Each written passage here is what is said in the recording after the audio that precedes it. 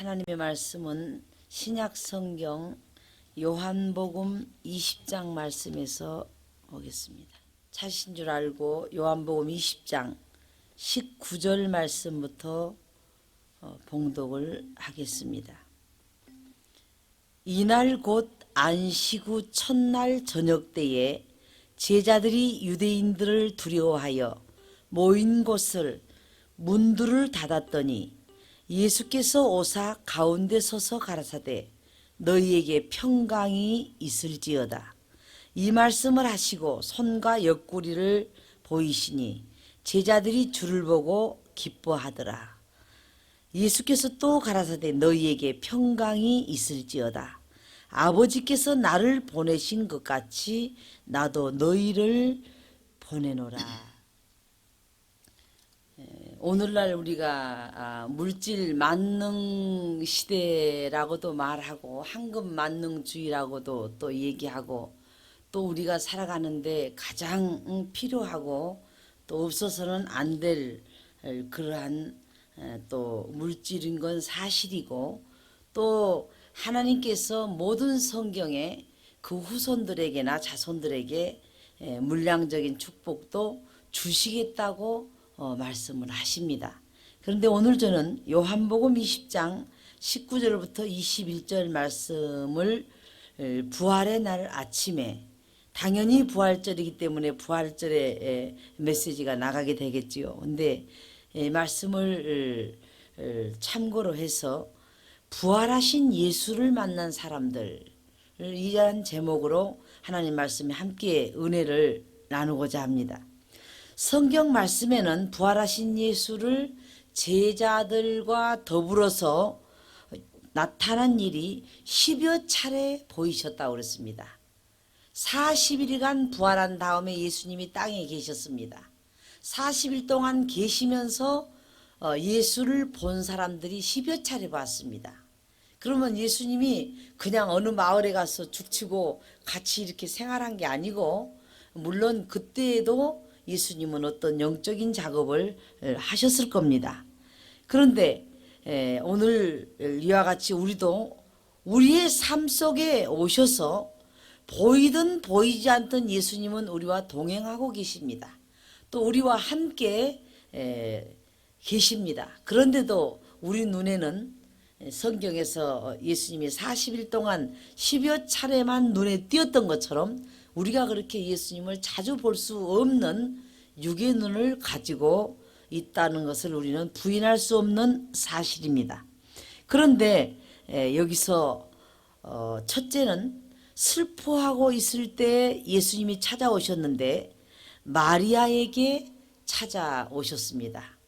물론 여기서 찾아온 이 마리아는 예수의 모친 마리아는 아닙니다. 그런데 중요한 사실은 저는 이 성경을 보다가 여러분 깜짝 놀란 이 예언의 말씀이 생각이 났습니다. 물론 요즘에 만화 영화도 잘 나옵니다. 어린아이들에게 부활절을 맞이해서 그 FEBC TV에서도 어린이 만화가 나오는데 참 어린이 만화도 이렇게 순수하고 아주 진솔하게 어른들이 보면서도 감동을 받을 수가 있는 것이 이 만화인 것 같아요. 로마 군병들이 지키고 있고 이제 날은 어두워 가는데 예수님은 십자가에 매어 달려 있어요. 몇 시간이 지나도 아직 운명을 안 했구나. 자기들끼리 수군수군했습니다. 그러고 나서 여인 한 세 사람이 예수님 그 시신 곁을 떠나지를 못합니다. 십자가에 내리기까지 이러고 서서 울고 있습니다. 그러니까 로마 군병 한 사람이 있다가 저 여자들을 내어 쫓아라 그래요. 쫓아라. 그러니까 그 중에 하나가 있다가 저 중에는 그 모친 마리아가 있다고. 그 어머니가 있다고. 예수의 어머니가. 예수의 어머니가 있다는 말에 군병도 어머니가 있는 사람이기 때문에 차마 그 어머니를 끌어서 그 십자가상에 계신 예수님 옆에서 아주 띄워놓지를 못하더라고요. 그때 예수님이 아직도 운명을 안 하시고 그중 하나인 제자인 요한에게 요한아 너희 어머니니라. 그러니까 곧 나의 어머니지만 너에게 부탁한다 하는 말을 해요. 그러니까 그 어머니에 대한 그 배려를 십자가에서 죽어가면서도 당신이 태를 빌려서 그곳에서 10달을 채우고 나왔던 그러한 것에 대한 그 배려를 바로 네가 이제 내가 없더라도 모셔라 하는 부탁을 이렇게 하는 겁니다. 그런데 그 마리아는 이렇게 그 만화에서 흑흑 하고 이렇게 울면서 그 애간장 끓는 눈물이 툭툭 떨어져요. 여러분, 거기에 있는 유대인과 바리새인과 서기관과 제사장과 장로와 누가 그렇게 슬펐겠습니까, 여러분? 그 많은 무리 가운데 그래도 우리가 기른 정이다, 낳은 정이다 이렇게 말하지만은 성령으로 잉태했던 또 물론 그것은 당연히 성령의 잉태지만 세상적으로 내가 낳았던 아들이 어떻게 보면은 내용은 다르지만 십자가에 손이 매어달려 손이 찢기고 발이 찢겨 나가고 피가 다 쏟아져서 그 고개를 떨구고 아직도 숨이 안 끊어져 가지고 그러고 있는데 그 장면을 보고 어머니가 가슴이 찢어지지 않은 어머니가 어디가 있겠습니까? 그러니까 그 모친 마리아를 제가 생각하다가 우리는 영적인 축복을 잊어버리고 사는구나. 마리아가 예수 그리스도를 한번 잉태해서 낳아줬다 해서 갈릴리에 하나님이 집 한 채를 사주셨던가? 여러분 잘 들으시기 바랍니다. 그렇다 해서 목수의 아들인 그리스도의 가정이 갑자기 갈릴리 부자가 됐던가? 마리아가 처녀로서 주의 뜻대로 이루어지이다 하고 이 처녀로서 얼마든지 자기의 정말 약혼한 상태에서 불리한 상태에서 그의 모든 하나님이 원하는 요구를 다 뜻대로 들어드렸습니다. 그렇다 해서 그에게 왔던 보상은 목수의 아내로 끝이 났지.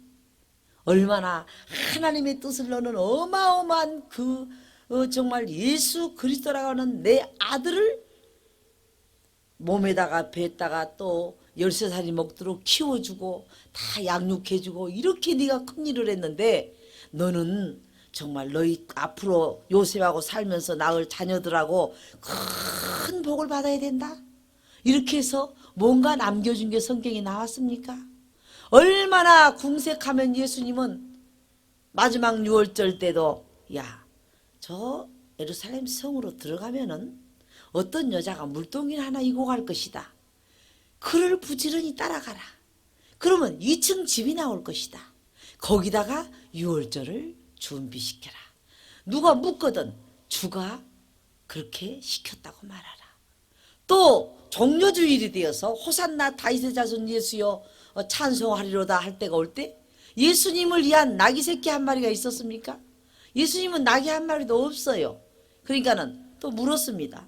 예수님이 저기 시골 농촌길로 들어가면은 나귀가 매여 있을 텐데 풀어서 가져오너라. 주인이 왜 그렇게 하냐고 물으면 뭐라고 말하죠? 주가 쓰시겠다고 해라. 그건 지금 우리에게 두 가지 의미를 줍니다. 너희가 필요할 때 안 주신 것이 있더냐? 이렇게 질문하시고 또 너희가 다 소유해야만 큰 축복을 받았다고 말할 수 있느냐?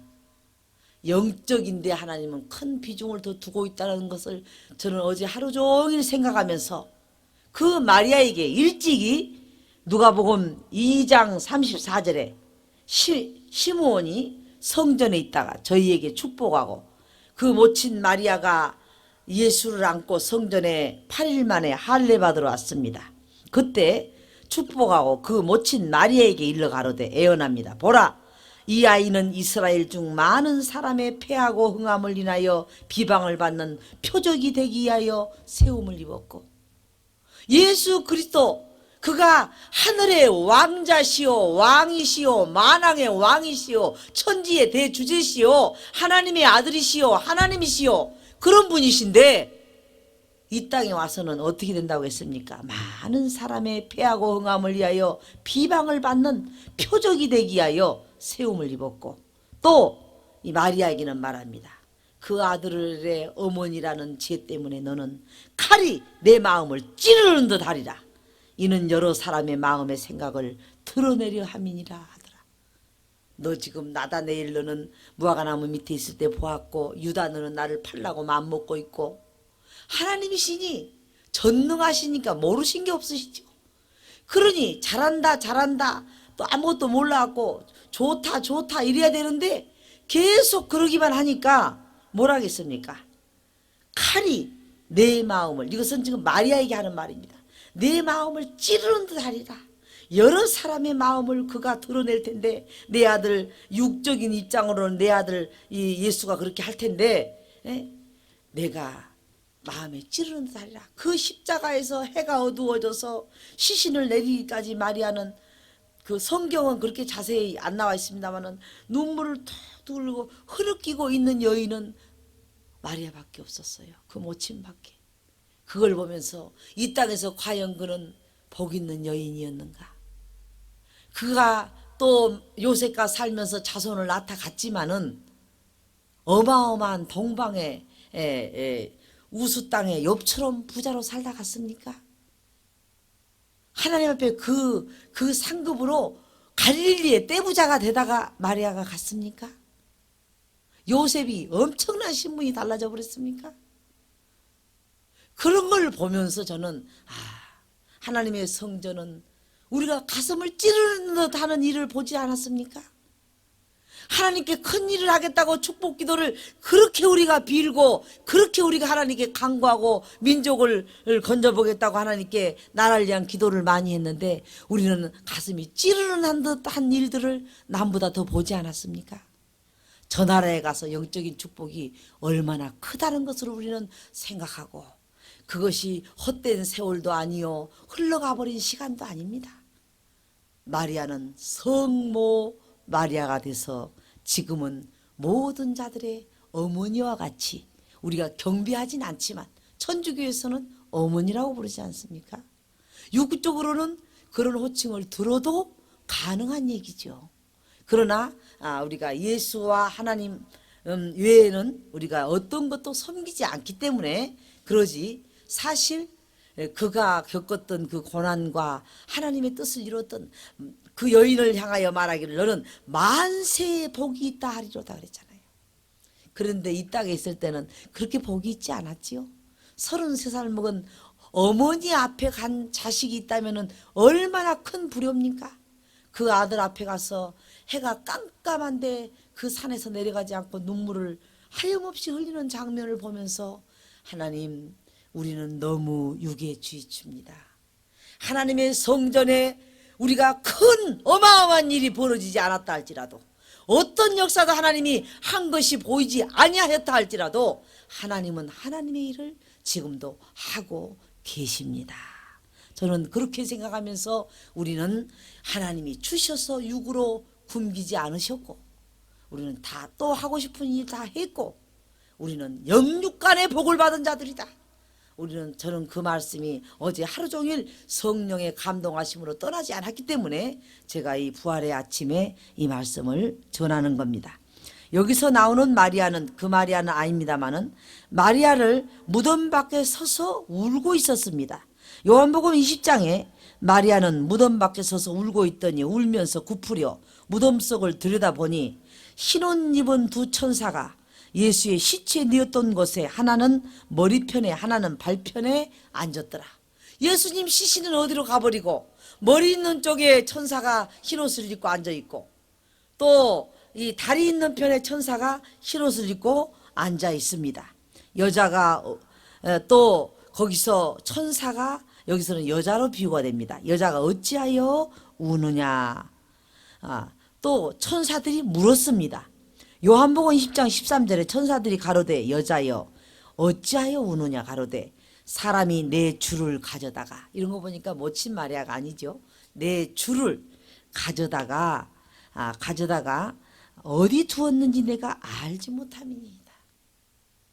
예수님 시신까지 군병들이 지키고 내가 사흘 후에 살아나리라 하니까 또 시체를 제자들이 감춰버리고 살아났다고 거짓말할까 봐 그렇게 예수님 시신까지 지키더니 시신까지 갖다 없애버렸구나. 이렇게 생각을 하고 정말 부활했다는 생각을 못하고 지금 말하고 있습니다. 사람들이 내 주를 가져다가 어디다 두었는지 내가 알지 못해서 울고 있다는 것입니다. 예수께서 그곳에 서신 것을 보았으나, 그런데 예수님은 벌써 부활해가지고 무덤 밖에 서서 그 여인이 울고 있는 것을 보고 서 계십니다. 그런데도 이 여인은 알아보지를 못합니다. 예수신 줄을 알지 못하더라. 성경은 이렇게 말씀하고 있습니다. 또 예수께서 그곳에 서신 것을 보았으나 예수신 줄을 알지 못하고, 요한복음 20장 14절에는 이 말을 하고 뒤를 돌이켜 예수의 서신 것을 보나 예수 서신 줄을 알지 못하더라. 여러분, 우리가 처음에 무슨 일을 겪었을 때, 너무 놀라운 일을 당했을 때는 그것이 빨리 우리가 마음에 받아들이질 않죠. 뭔가 우리가 마치 베드로가 기도하니까 무덤에서 뭡니까? 감옥에서 풀려나니까 그의 천사가 왔을 것이다. 베드로가 올 리가 있느냐? 안 믿었죠. 그랬던 것처럼 아무리 예수님이 서 계셔도 저 사람은 예수가 아니야. 지금 뭔 천사가 내려서 가시고 지금 서겠지. 저분 예수 아니라니까. 살아서 서 계신데도 절대 이 여인이 믿지를 않습니다. 그래서 또 예수 그리스도는 우리가 슬퍼할 때 우리를 찾아와서 위로를 하시는 거죠.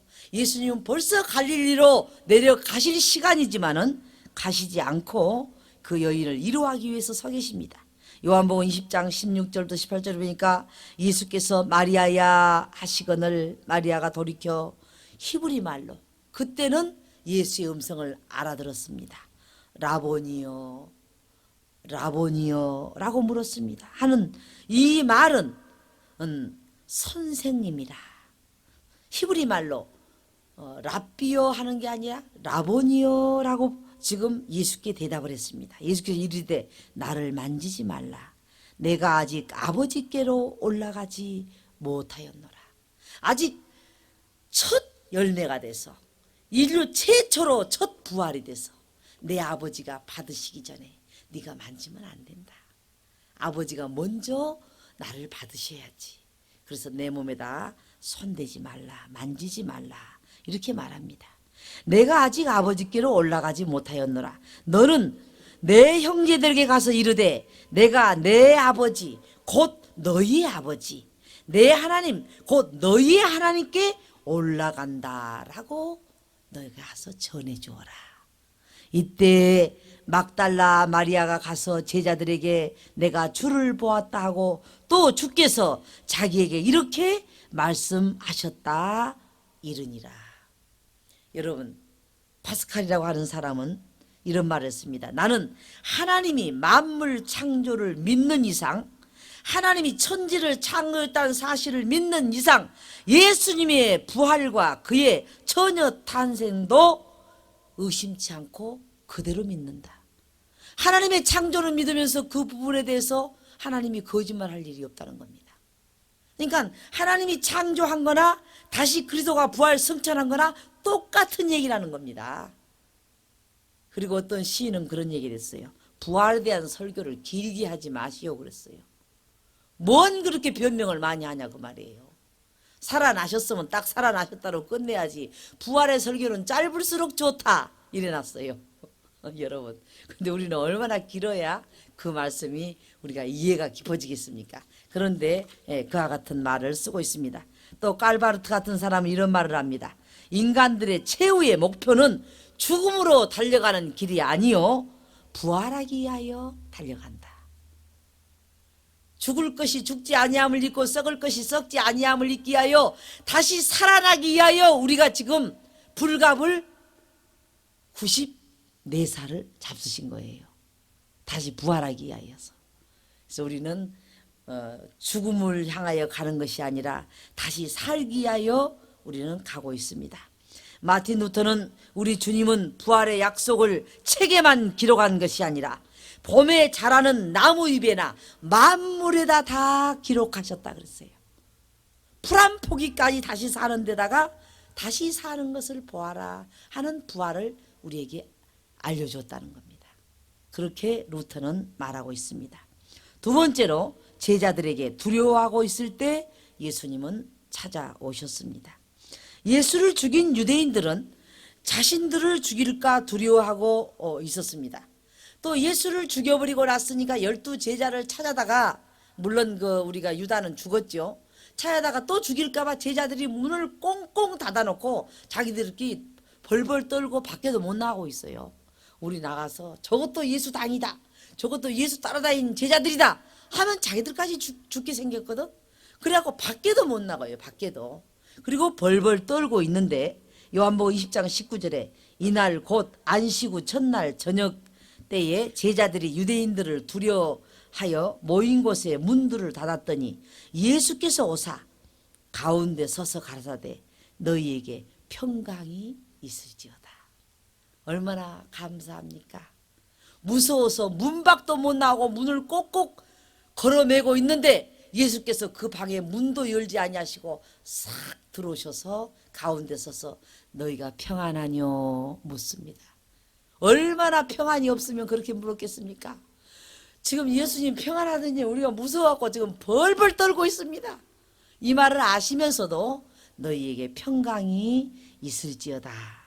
그리고 또 말씀하시기를 우리에게 평강을 주고 두려워하지 말라고 했습니다. 요한복음 14장 27절에 평강을 너희에게 끼치노니 곧 나의 평안을 너희에게 주노라. 내가 너희에게 주는 것은 세상이 주는 것 같지 아니하리라. 너희는 마음에 근심도 말고 두려워하지도 말라. 내가 죽었다가 살아난 걸 너희가 보지 않았느냐. 두려워하지도 말라는 것입니다. 또 그리스도께서는 고린도전서 15장 13절에 만일 죽은 자들의 부활이 없으면 그리스도도 다시 살지 못하였으리라. 죽은 자가 다시 살아나야 할 일이 없다면 그리스도도 다시 살아나지 않았고 살아나야 할 필요가 없었을 것이라고 성경은 말씀하고 있습니다. 사도 바울은 고린도전서 15장 19절에 만일 그리스도 안에서 우리의 바라는 것이 다만 금생뿐이면, 금생은 지금 할 때 금자입니다.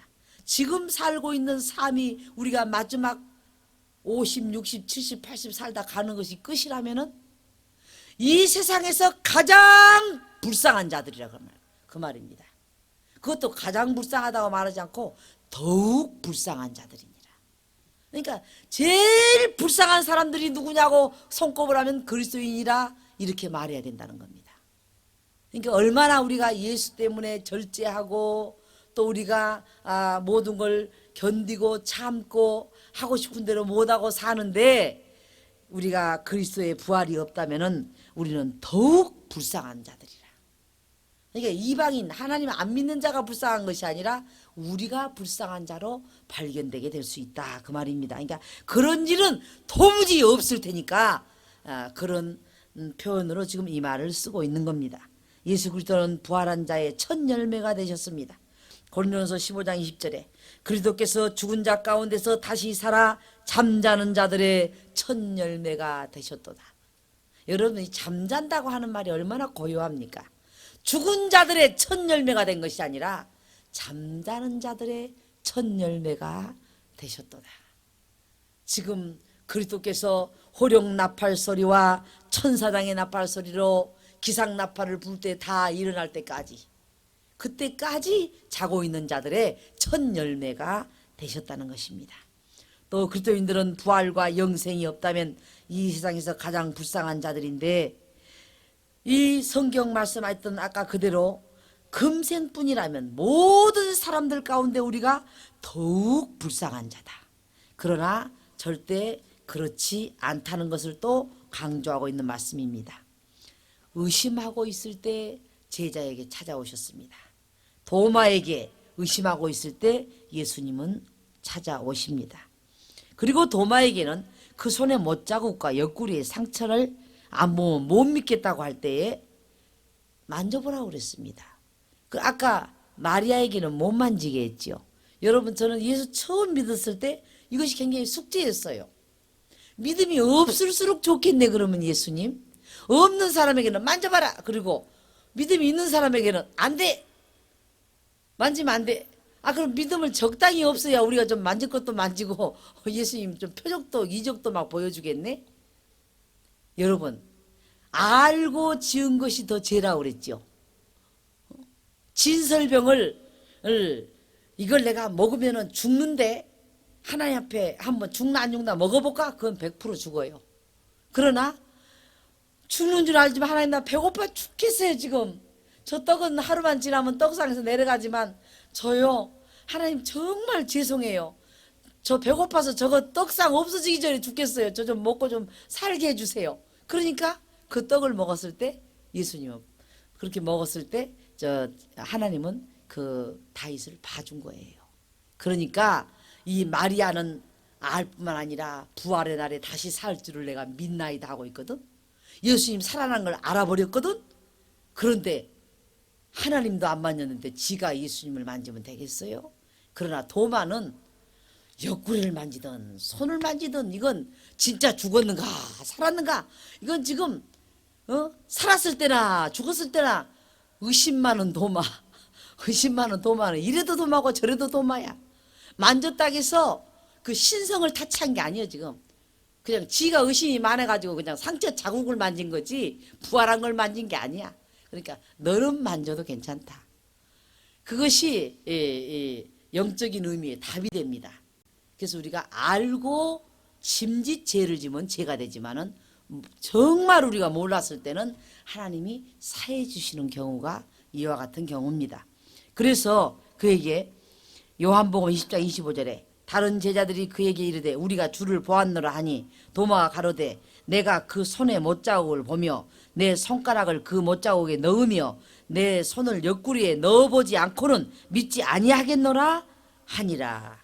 도마에게 내 손가락을 내 옆구리에 넣어보라고 했습니다. 요한복음 20장 27절에 도마에게 이르시되 예수님이 내 손가락을 이리 내밀어 내 손을 보고 내 손을 내밀어 내 옆구리에 넣어보라. 그리하고 믿음 없는 자가 되지 말고 믿는 자가 되라. 너는 어째서 아직까지도 믿음이 죽었다가 살아나신 부활하신 예수까지도 아직도 못 믿고 있느냐. 살았을 때도 안 믿더니 의심 많은 도마는 죽어서 부활하신 예수도 안 믿는 거예요. 그러니 그 사람의 믿음이란 참 처음이나 시점이나 똑같죠.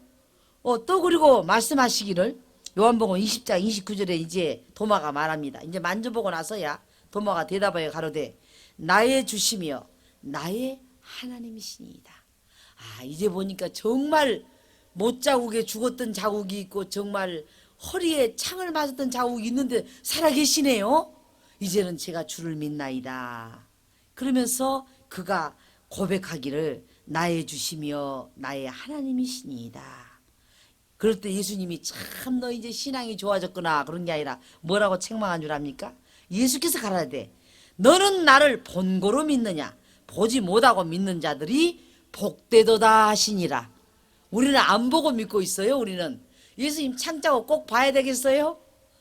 예수님 손자국 꼭 우리는 봐야 되겠습니까? 안 봐도 부활하신 걸 우리는 믿나이다. 그러니까 예수님이 그런 자가 더 복되도다 이렇게 말씀하고 계십니다. 요한복음 11장 25절부터 26절에도 예수께서 나는 부활이요 생명이니 나를 믿는 자는 죽어도 살겠고 살아서 나를 믿는 자는 영원히 죽지 아니하리라. 이것을 내가 믿느냐 물으셨습니다. 왜? 죽음과 삶을 성경에 보니까 예수 그리스도는 산 자와 죽은 자의 주가 되려 하심이라. 그러니까 부활할 자와 또 부활을 앞으로 했을 자와 아직 부활을 안 한 자와 아직 자고 있는 자와 예수는 그 구분이 없어요. 어차피 시간차만 있을 뿐입니다.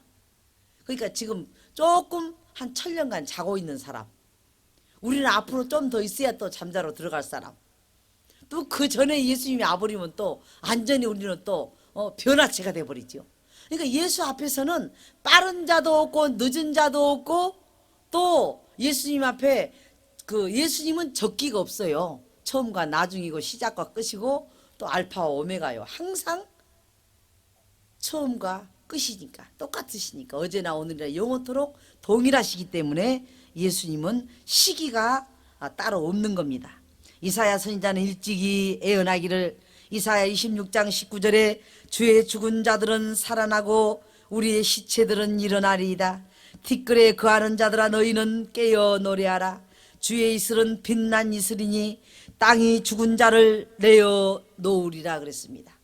언제 한 번 더 제가 또 했던 말씀 가운데 마태복음 27장 52절부터 53절에 무덤들이 열리며 자던 성도들의 몸이 많이 일어나되 예수의 부활 후에 저희가 무덤에서 나와서 거룩한 성에 들어가 많은 사람에게 보이니라. 여러분, 왜 성지라고 말합니까? 왜 거룩한 성이라고 합니까? 예루살렘 예루살렘 거룩한 성아. 그리스도께서 그 채취가 남아있던 곳 아닙니까?